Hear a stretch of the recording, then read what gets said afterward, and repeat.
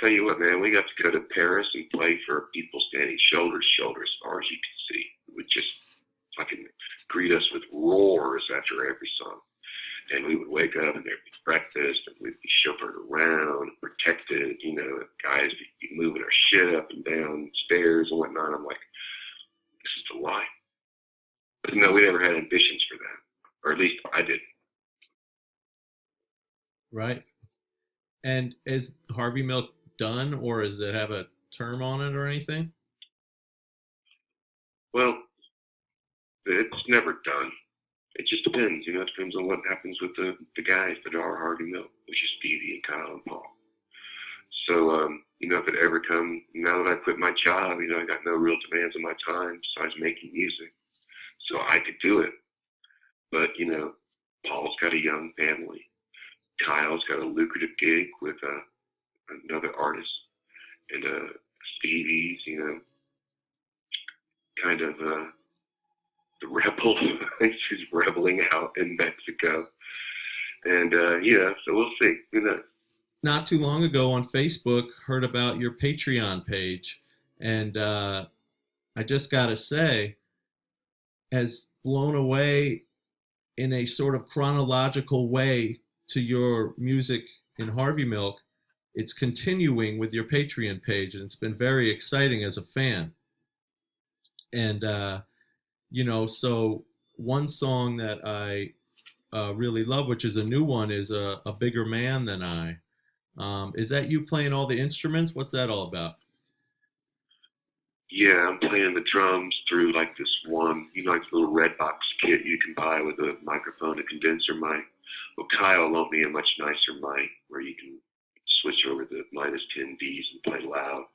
So I've got one mic on the drums, one mic on the guitar, one mic to sing. I got one mic to do all my acoustic, all my out of the air recording.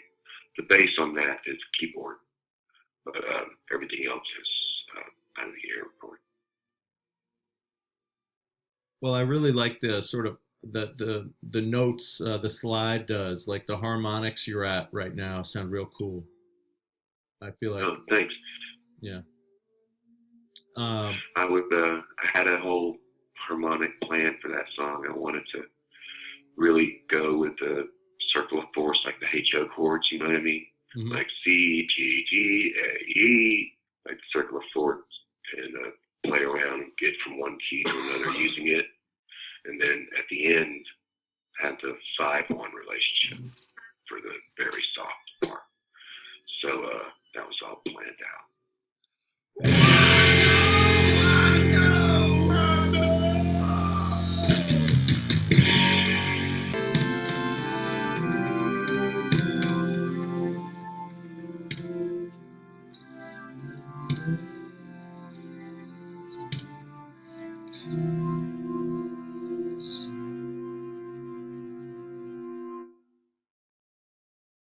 Let's talk about your composition piece, or your less rock and roll stuff.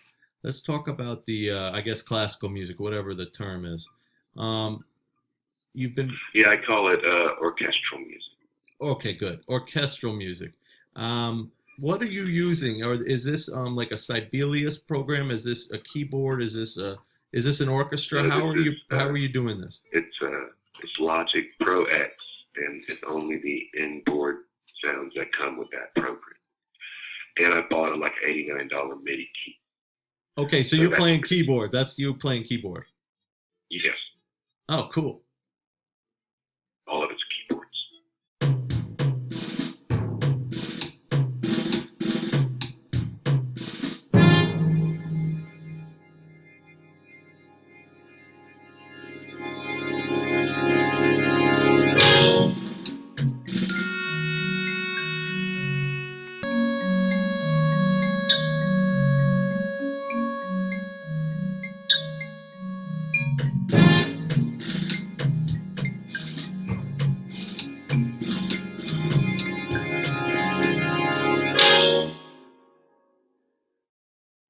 All right. Well, what about Serenade for Strings, Quartet, and D flat? I think it's beautiful. Oh. Well, I do too, and it's the thing I'm most proud of having written so far. It's this one thing that sounds like one other thing I wrote, which is the second bowel movement of the Pretentious Symphony, has the same kind of character, but only strings.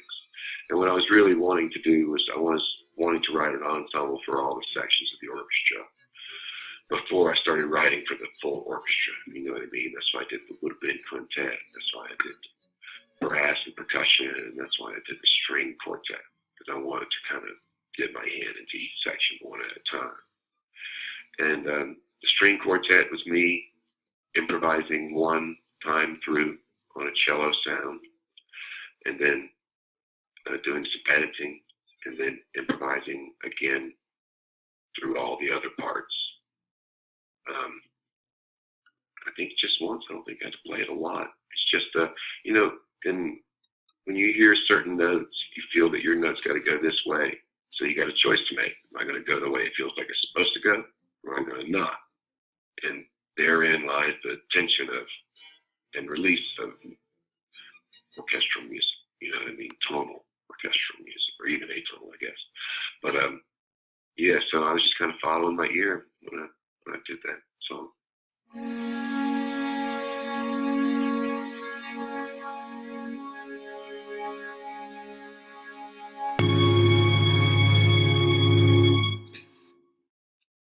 You know, I just have a 2-year-old son, and I'm 42. I just had a kid when I was 40, and you're a grandfather now and stuff, right?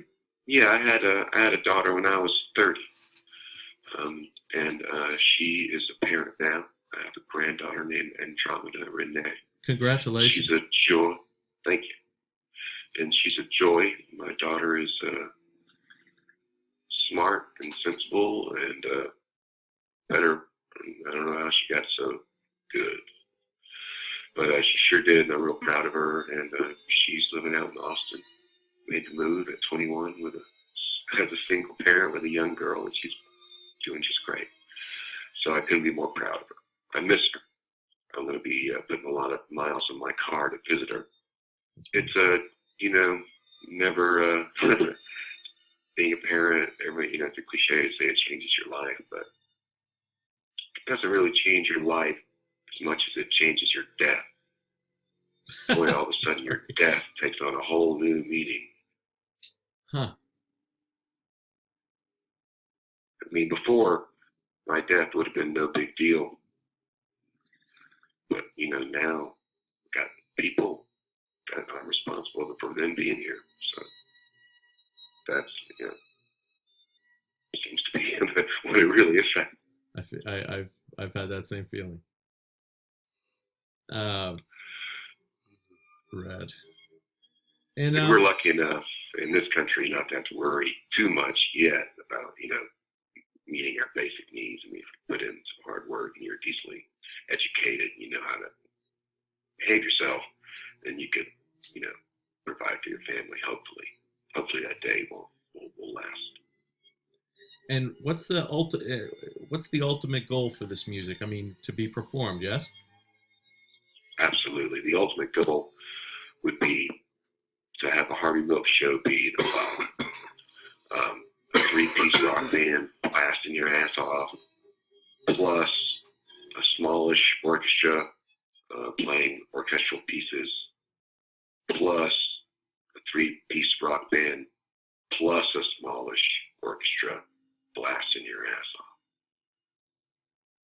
That'd be cool, huh? We got to make it happen. Yeah, man, that'd be fucking awesome. Sorry I cursed so much.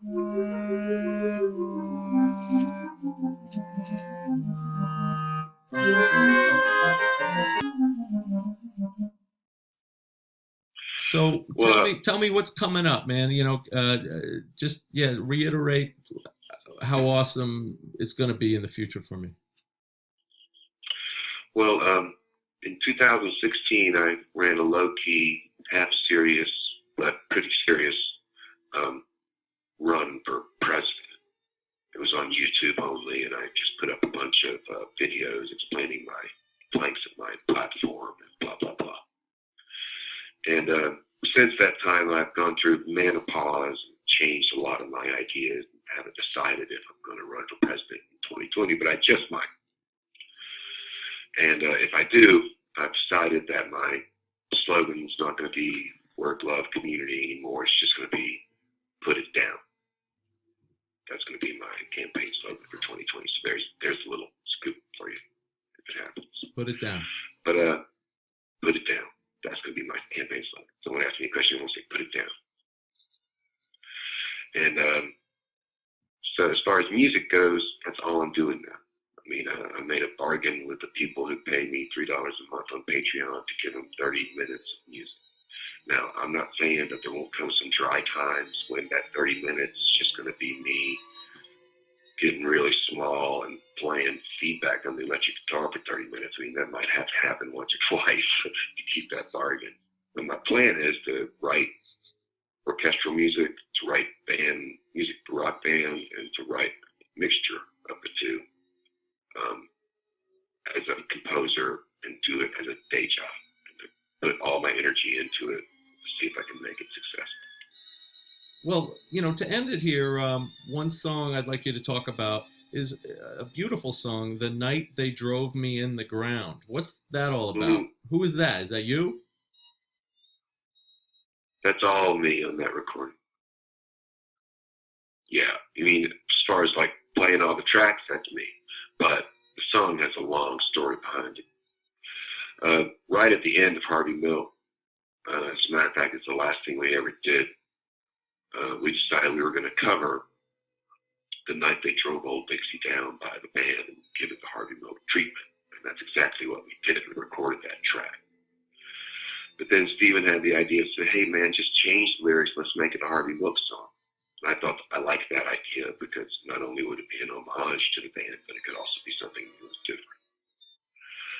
So that's what we did. I changed the lyrics and the melody, but kept the exact form of the cover that we had planned on doing. And that became "In the Ground." And I always thought it was really obvious, but anyway, I was anxious to start recording shit. So I said, well, wait, I'll just do like the band version of "In the Ground," so that I would get revenge on their behalf. And so that's what I did. That's what that is. That's the band version of a Harvey Milk song that was trying to play like the band.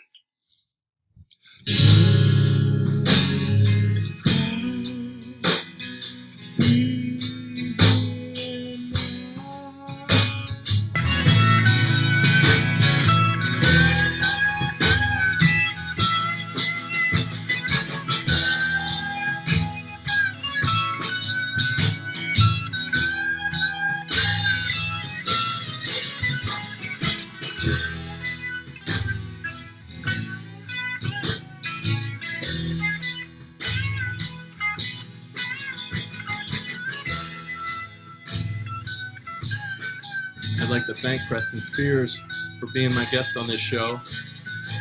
So thankful for you all for listening too. Definitely check out his Patreon page. That's patreon.com. patreon.com. Search for Creston Spears. CrestonSpiers. It's $3 a month and you get to support this great composer. You're back live here on Dub Everything. This is Colin L. in the present tense. Hello. I'd like to thank Brad, Nick, and Cesar for the support tonight. They helped. And, what can I say? What I'm going to do to play the show out is I'm just going to play a couple more hits from Harvey Milk and also a remix I made of a couple of Creston's new songs. I just played two at the same time. Some freeform radio. So, thanks for listening. For this first Harvey Milk song I'm going to play, it's called "I Do Not Know How to Live My Life." And it is something that is a mantra somewhat to me. And pay attention to the hi-hat on this, the way it comes in. And there's some drum fills. Really cool arrangement on this song. And also one other thing I never did mention in the podcast was that they were so damn good at the blues that like even like a Zeppelin, meaning like a translation of country blues, like real blues, like not some 145 shit, like blues. They were so good at it. So this is a good one right here.